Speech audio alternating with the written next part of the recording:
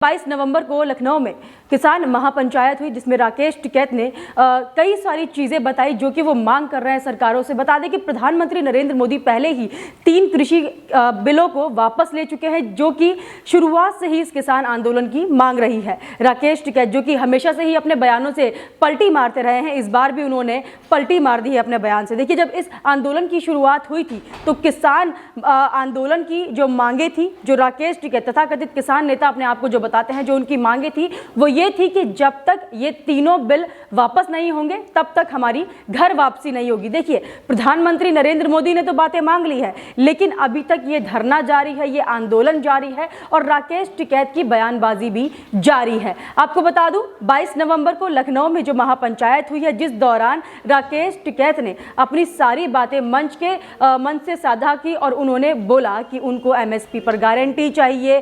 3 bill वापस हो गए, लेकिन फिर भी उन्हें कई सारी ऐसी चीज़ें हैं जिन पर सरकार से बात करनी है और जब तक उनकी ये मांगे पूरी नहीं होती हैं तब तक वो इस आंदोलन को जारी रखेंगे। देखिए, जो भी इनकी मांगे हैं मैं आपके साथ साझा करती हूँ, बताती हूँ कि किस तरीके से इन्होंने बिलों की वापसी होने के बाद भी ऐसे कई सारे मुद्दे निकाले हैं और कई सारी चीज़ें जिनका जिक्र भी अब तक नहीं हुआ था इस 1 साल के दौरान। जब से ये आंदोलन शुरू हुआ है तब से आज तक इन चीज़ों की, इन मांगों की कभी भी इन्होंने जिक्र नहीं किया था, लेकिन अभी जब प्रधानमंत्री नरेंद्र मोदी ने एकदम से बिल वापस लेकर इन्हें शॉक कर दिया है, तब से इन्होंने नए नए तरीके ढूंढे और नई नई चीज़ें इन्होंने ऐड करनी शुरू कर दी, जिससे कि सरकार पर और दबाव बनाया जाए और इनको धरना जारी रखने की एक अनुमति मिल जाए या फिर एक सहारा इन्हें मिल जाए, जिससे कि इनकी ये दुकानें चल रही थी। सबसे पहले मैं आपको बताऊंगी कि क्या क्या मांगे इन्होंने 22 नवंबर जो कि लखनऊ में महापंचायत हुई थी उसमें बताई थी।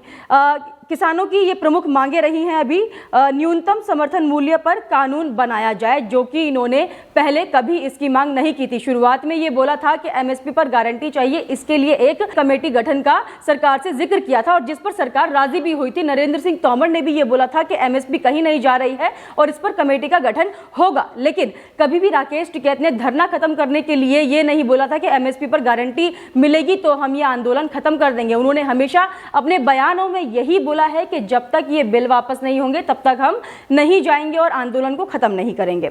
तो उसी चीज को ध्यान में रखते हुए प्रधानमंत्री नरेंद्र मोदी ने बिल वापस किए, लेकिन अभी तक ये लोग आंदोलन कर रहे हैं और बॉर्डर्स को घेरे हुए बैठे हैं। जो दूसरी इनकी मांग है वो है धरना प्रदर्शन के दौरान किसानों पर दर्ज मुकदमे वापस लिए जाएं।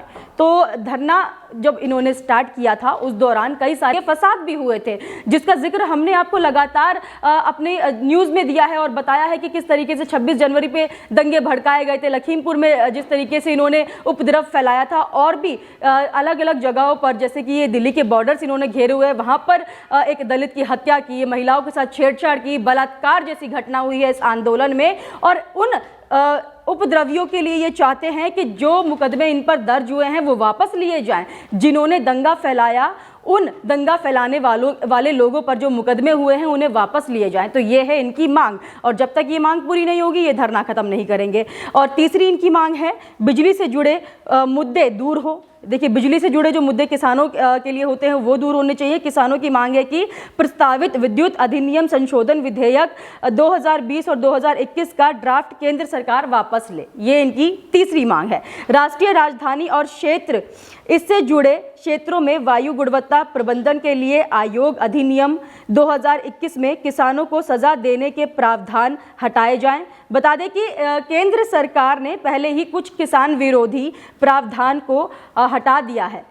पहले ही सरकार इस पर काम कर चुकी है, लेकिन शायद राकेश टिकैत के ये सब चीज़ें समझ में नहीं आती है, इसलिए वो नई नई चीज़ें लेकर आते हैं जिससे कि सरकार पर वो दबाव बना पाए। लेकिन सेक्शन 15 के जरिए फिर किसान को सजा की गुजारिश बरकरार है, ये राकेश टिकैत का कहना है। उन्होंने अपनी इन मांगों में इस चीज़ को भी ऐड किया है, मतलब अपने ही दिमाग से उन्होंने ये उपज बनाई है कि इन सब चीज़ों के चलते किसानों को सजा भी हो सकती है। तो ये राकेश टिकैत की दिमाग की उपज है और जिसके जरिए वो किसानों को बरगलाने का काम कर रहे हैं। शुरुआत से ही, जब से ये आंदोलन शुरू हुआ है। जो उनकी चौथी मांग है वो ये है, लखीमपुर खीरी हत्याकांड मामले में सेक्शन 120B के अभियुक्त अजय मिश्रा टैनी को बर्खास्त और गिरफ्तार किया जाए। अजय मिश्रा टैनी जो कि बीजेपी नेता है लखीमपुर से, और जिस दौरान लखीमपुर खीरी में ये जो हत्याकांड हुआ था, जिस तरीके से इन्होंने उपद्रव फैलाया था, उसमें तथाकथित किसान भी शामिल थे जिन्होंने लाठी डंडों से पीट कर 4 लोगों की हत्या की थी, जिसमें एक पत्रकार, एक ड्राइवर भी मौजूद था। और वो रिपोर्ट भी मैंने आपको दिखाई थी, जिस तरीके से उपद्रव फैलाकर उन्होंने उनके सर पर वार किया। इनको क्या आप किसान मानते हैं? और उन किसानों पर हुए जो मुकदमे हैं उनको भी वापस लेने की राकेश टिकैत बात करते हैं, यानी कि अजय मिश्रा की गिरफ्तारी की मांग है। लेकिन जिन लोगों ने इस आंदोलन के दौरान उपद्रव फैलाया उन पर से ये मुकदमा हटाना चाहते हैं। तो जो उनका दोहरा चरित्र है, यहाँ पर आप देख सकते हैं किस तरीके से ये दोहरी बातें करते हैं। जो इनकी एक और मांग है, छठी मांग जो है इनकी, पिछले 1 साल से जारी आंदोलन के दौरान 700 से ज़्यादा किसान शहादत दे चुके हैं।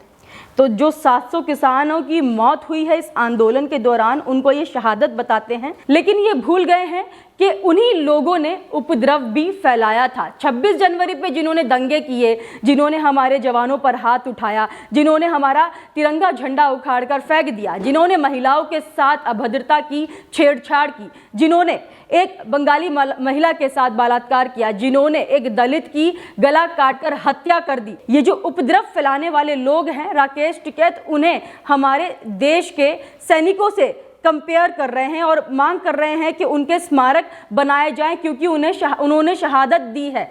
शुरुआत से जब ये आंदोलन चल रहा था तब राकेश टिकैत को पता था, क्योंकि राकेश टिकैत लगातार इस तरीके के बयान देते रहे हैं, जैसे कि आपने भी सुने होंगे, बक्कल उतार देंगे, लाठी डंडे उठा लीजिए, झंडा गाड़ देंगे, डंडा गाड़ देंगे, इस तरीके के बयानबाजी देके क्या राकेश टिकैत ने नहीं भड़काया था लोगों को? और अभी वो अजय मिश्रा टैनी की गिरफ्तारी की मांग कर रहे हैं। क्या राकेश टिकैत की भी गिरफ्तारी नहीं होनी चाहिए? क्योंकि उनके बयानों के बाद से ही दंगे भड़के थे।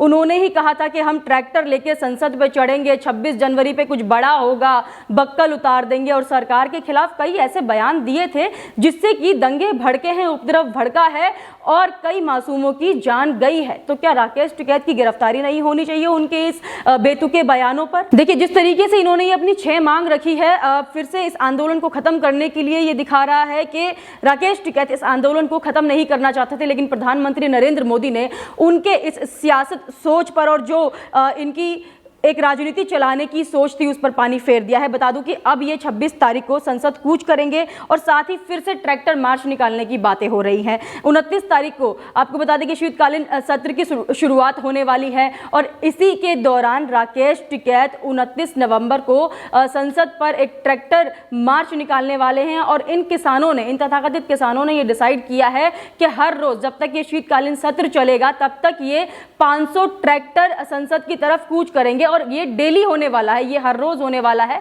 जब तक ये शीतकालीन सत्र चलता रहेगा। तो आप देख सकते हैं किस तरीके से एक टॉर्चर ये कर रहे हैं सरकार को और दबाव बनाने की कोशिश कर रहे हैं कि इनकी हर एक मांग पर सरकार विचार करे और हर एक मांग इनकी सुनी जाए। यानी कि अब इनकी जो मनमानी है वो बढ़ती जा रही है और शायद यही वजह है कि ये एक एक करके अपनी हर मांग को पूरा करवाने की कोशिश कर रहे हैं सरकार से। देखिए, 3 बिल तो खत्म हो गए हैं, लेकिन राकेश टिकैत अभी भी आंदोलन को जारी रखे हुए हैं। प्रधानमंत्री नरेंद्र मोदी की बातों पर विश्वास नहीं कर रहे हैं, जो कि इनकी बौखलाहट भी दिखाता है। देखिए, 3 बिल पर विरोध था, एमएसपी की गारंटी नहीं चाहिए, लेकिन अभी तक जो बिल आया भी नहीं है उस पर भी ये धरना करने की बात कर रहे हैं। दूध पर एक नीति बनानी थी सरकार को, लेकिन अभी तक वो आया नहीं है, लेकिन उस पर भी ये बोल रहे हैं कि दूध पर एक नीति बनाएंगे, उस पर भी हम एक धरना करेंगे। तो जो चीज आई नहीं है उसके लिए भी ये धरना, यानी कि लोगों को परेशान करने का जो जिम्मा राकेश टिकैत ने उठाया है उसको ये पूरी तरीके से निभा रहे हैं और यहाँ से उठने का नाम नहीं ले रहे हैं। साथ ही आपको बता दूं, ये जो 22 नवंबर को लखनऊ में महापंचायत हुई है, इस दौरान योगेंद्र यादव ने भी कई चीजों पर बयान दिया है। बेतुके बयान में इन्होंने ये बोला है कि जिस तरीके से सरकार ने लोगों के लिए वैक्सीन बनाई है, ऐसे ही किसान अब सरकार के लिए वैक्सीन बना रही है। क्योंकि जैसे बंगाल में, पश्चिम बंगाल में इनको डोज मिली थी बीजेपी सरकार को, ऐसे ही यूपी में भी डोज मिलने वाली है और जनता इनको वो डोज देगी। तो योगेंद्र यादव का जो निशाना था वो यूपी इलेक्शन की तरफ था और अब जो इनका मेन मेन मकसद है वो साफ होता नजर आ रहा है कि इनकी जो नज़रें हैं वो यूपी इलेक्शन पर ही है। और शुरुआत से ये चीज़ हम आपको बताते आए हैं कि विपक्ष के लोगों द्वारा इस धरने को चलाया जा रहा है और अब सबकी जो नज़रें हैं और सबकी जो बौखलाहट यूपी इलेक्शन को लेकर है वो साफ नज़र आ रही है। तो क्या अब राकेश टिकैत यूपी इलेक्शन तक इस धरने को चलाएंगे? क्या अब विपक्ष के कहने पर राकेश टिकैत इस धरने के दौरान लोगों को बरगलाने का काम करेंगे? आप हमें कमेंट करके ज़रूर बताइएगा आपका इस पर क्या कहना है। हमारे साथ ऐसे ही बने रहिए। धन्यवाद।